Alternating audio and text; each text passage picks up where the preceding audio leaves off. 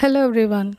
ఈరోజు మనం విద్యా దృక్పథాలు సబ్జెక్ట్ నుంచి దేశీ విద్యా చరిత్ర అనే లెసన్ నుంచి బిట్స్ ఎలా వస్తాయి అనేది చూద్దాము. సో ప్రీవియస్గా మనం విద్య అనే టాపిక్ నుంచి బిట్స్ ఎలా వస్తాయి అనేవి చూసాము. ఇప్పుడు దేశీ విద్యా చరిత్ర గురించి చూసుకుందాం. ఫస్ట్ బిట్, వేదకాలంలో విద్య అనర్హులుగా ఉండినవారు. సో వేదకాలంలో విద్య ఎవరికైతే చెప్పలేదు అని అడుగుతున్నారు.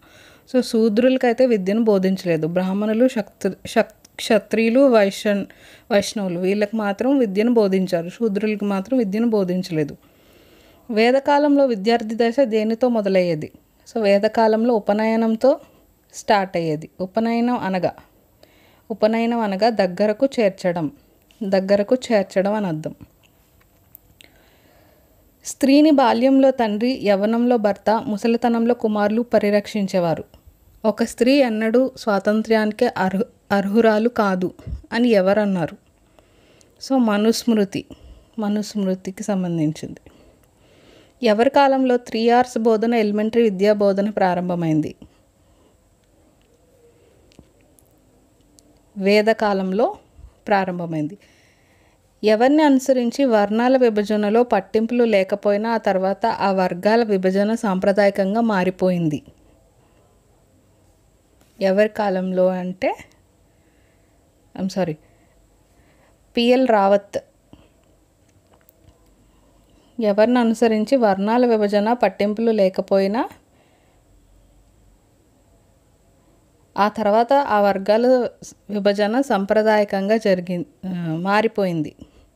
So P L Rawat. ఒకవేళ ఇయర్ అడిగితే కనుక 1976.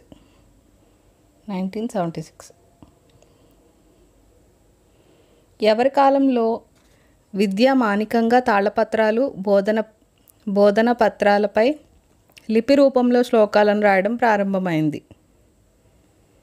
ఎవరి కాలంలో అంటే వేదకాలం. ఇంకా బాగా చెప్పాలంటే బ్రాహ్మణ కాలంలో తాళపత్రాల మీద శ్లోకాలు అవి రాయడం అనేది స్టార్ట్ అయిందనమాట. ఈ క్రింది వానిలో విద్యార్థుల సమగ్ర వికాసానికి ప్రాధాన్యత ఇవ్వబడిన కాలం? విద్యార్థుల సమగ్ర వికాసానికి ప్రాధాన్యత ఇవ్వబడిన కాలం ఏది అంటే కనుక వేదకాలం. మోక్ష సాధనే ప్రధాన ధ్యేయంగా ఆవిర్భవించిన విద్యా విధానం. సో మోక్ష సాధనాన్ని వస్తే కనుక ఆన్సర్ అది బౌద్ధ విద్య అవుతుంది. బౌద్ధ విద్యా విధానం ఏ శతాబ్దంలో విస్తరించింది? సో 6వ శతాబ్దంలో బౌద్ధ విద్యా విధానం అనేది విస్తరించింది. బౌద్ధ కాలంలో ఎన్ని సంవత్సరాల వయసులో విద్యలో ప్రవేశం లభించేది? సో 8 ఇయర్స్కి ప్రవేశం లభించేది.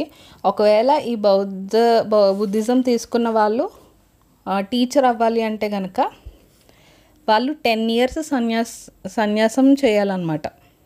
సో 8 yearsకి స్టార్ట్ అవుతారు. అందులో టీచర్ అవ్వాలంటే 10 years సన్యాసం పాటించాలి. నెక్స్ట్, బౌద్ధ విద్యా విధానం ఏ ఉత్సవంతో ప్రారంభమయ్యేది? సో బౌద్ధ విద్యా విధానం పబ్బజ్జా అనే ఉత్సవంతో ప్రారంభమవుతుంది. పబ్బజ్జా అంటే ముందుకు పోవడం, గోయింగ్ ఫోర్త్ అని అర్థం. బౌద్ధ విద్యా విధానంలో శిష్యరికం స్వీకరించిన వారిని ఏమని వ్యవహరించేవారు? సో శిష్యరికం స్వీకరించిన వారిని సమినేరులు అంటారు. సమినేరులు ఎక్కడ విద్యను అభ్యసించేవారు? సో సమినేరులు మఠాలలో, విహారాలలో విద్యను అభ్యసించేవారు. బౌద్ధ కాలంలో విద్యను సంపూర్తి చేసిన వారికి ఏ ఉత్సవం జరిపించేవారు? ఉపసంపద అనే ఉత్సవం జరిపించి వాళ్ళని ఆ సంఘంలో చేర్చుకునేవారు అన్నమాట. దేంతో స్టార్ట్ అవుతుంది అంటే పబ్బజ్జా, దేంతో ఎండ్ అవుతుంది అంటే కనుక ఉపసంపద. సమనేర్లు ఎన్ని సంవత్సరాలు వచ్చే నాటికి ఉపసంపద ఉత్సవం జరిపించి సంఘ పరిహార సభ్యులుగా వ్యవహరించేవారు. సో వాళ్ళకి ఎన్ని ఇయర్స్ రావాలి ఆ ఉపసంపద అనే ఉత్సవం జరిపించాలంటే వాళ్ళకి ఎన్ని ఇయర్స్ రావాలి అంటే కనుక ఖచ్చితంగా 20 years అనేవి రావాలి. అంతకన్నా తక్కువ ఉన్న వాళ్ళు చేయరు. బౌద్ధ కాలంలో ఏ భాషలో విద్యా బోధన జరిగేది? సో పాళీ ప్రాకృత భాషల్లో విద్యా బోధన అనేది జరిగేది. బౌద్ధ కాలంలో ఆయుర్వేద, ధనుర్వేదం, న్యాయ విద్యలకు ఏది కేంద్రంగా గుర్తింపు పొందింది? ఏది అంటే కనుక తక్షశిల కేంద్రంగా గుర్తింపు పొందింది. ప్రాచీన కాలంలో ప్రఖ్యాత విద్యా సంస్థలలో లేనిది ఎన్ఐఆర్ఎం ఉంది, దర్ర ఉంది, మద్రాసు ఉంది. సో పిర్ అనేది లేదు. అగ్రహారాలు కేంద్రంగా ఏ విద్య అందించబడేది? హైందవ విద్య అందించబడేది. టోల్ అనే విద్యా సంస్థ ఎక్కడ కలదు? సో టోల్ అనేది వెస్ట్ బెంగాల్లో ఉంది. పలు బౌద్ధరామాలు, విహారాలు విద్యా సంస్థలైన విద్యా వ్యాప్తికి కృషి చేసినట్లు ఎవరి రచనల వల్ల తెలుస్తుంది? హుమాన్సాంగ్, ఇట్సింగ్ వీళ్ళిద్దరి వల్ల తెలుస్తుంది, వీళ్ళిద్దరి రచనల వల్ల.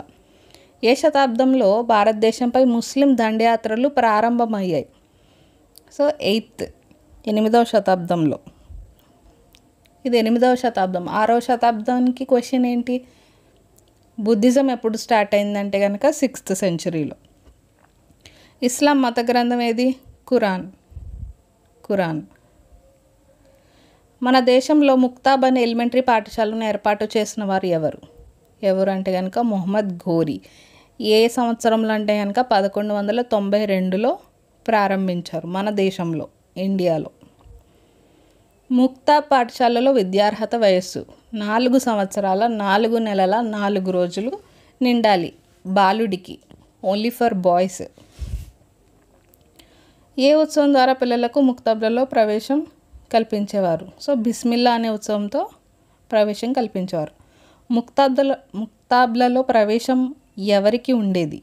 ఓన్లీ ఫర్ బాయ్స్, బాలురికి మాత్రమే. ముక్తాబ్లలో విద్యాబోధన ఎవరి ద్వారా జరిగేది? మౌల్వీ ద్వారా జరిగేది. మౌల్వీ అంటే మత పెద్ద అన్నమాట. ఇస్లాం కాలంలో మదర్సాలుగా పిలువబడేవి. మదర్సా కాదండి, మదర్సాలు అంటే కనుక ఉన్నత విద్యా సంస్థలు. మదర్సాలలో ఏ భాషలు బోధించేవారు? పర్షియన్ మరియు అరబిక్, ఈ 2 లాంగ్వేజెస్ నేర్పించేవారు. తబ్జీ అంటే వైద్య విద్య. రియాజీ అనగా విజ్ఞాన శాస్త్రం. ఇలాహీ అనగా ఆధ్యాత్మిక విద్య. చక్కని ప్రవర్తన కలిగిన విద్యార్థులకు ఇస్లాం కాలంలో విద్యానంతరం ఏమి ఇచ్చేవారు? సో సనార్ అనే సర్టిఫికేట్ ఇచ్చేవారు, టమ్షు అనే మెడల్స్ ఇచ్చేవారు. ఎవరి కాలంలో విద్య సార్వత్రీకరణ జరగలేదని పిఎల్ రావత్ అభిప్రాయం? సో ఇస్లామిక్ కాలంలో విద్య కంప్లీట్గా అవ్వలేదు. 1498వ సంవత్సరంలో ఏ నావికుడు భారతదేశంలో అడుగుపెట్టాడు? Vasco da Gama. ఏ సంవత్సరంలో బ్రిటిష్ పార్లమెంటు భారతదేశంలో విద్యా వ్యాప్తిని తమ బాధ్యతగా గుర్తించి ఈస్ట్ ఇండియా కంపెనీ అనుసరించమని ఆదేశాలు జారీ చేసింది? అది ఏ సంవత్సరం అంటే కనుక 1813. 1882 కాలంలో ఎవరు మద్రాస్ గవర్నర్గా పనిచేశారు? Thomas Munro.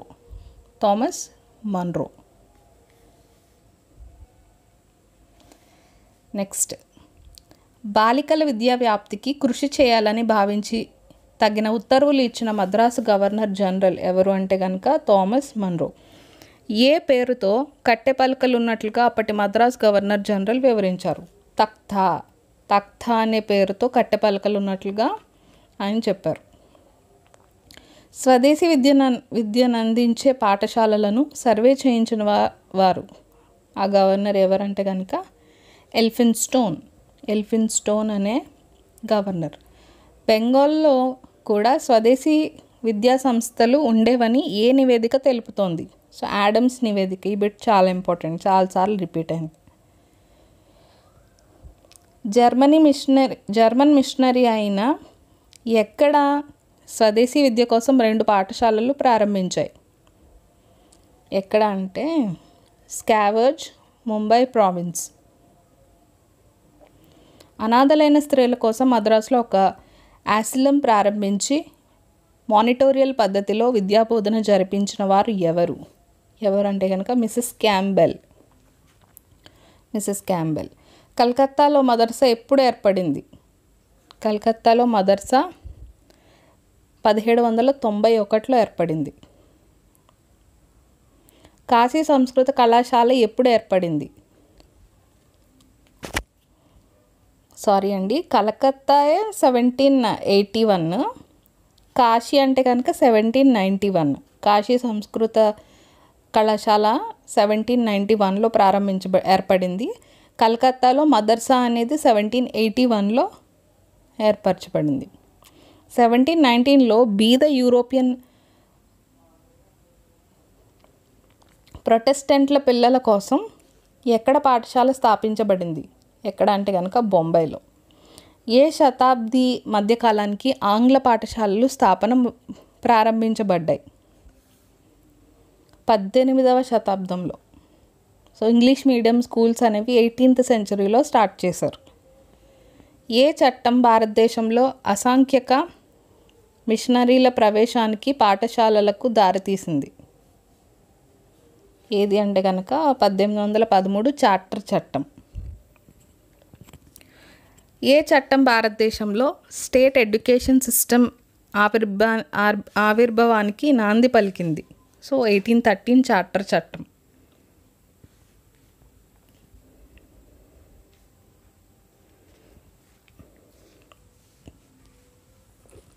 A single shelf good European literature was worth the whole native literature of India and Asia అని వ్యాఖ్యలు చేసిన వారు ఎవరు అంటే కనుక లార్డ్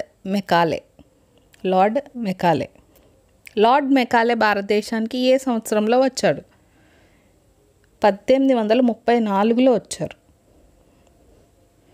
మెకాలే 1834లో ఎక్కడి నుండి భారతదేశానికి వచ్చారు? సో ఆయన లండన్ నుంచి వచ్చారు. మిగతా బిట్స్ నెక్స్ట్ వీడియోలో చూసుకుందాం. Thank you.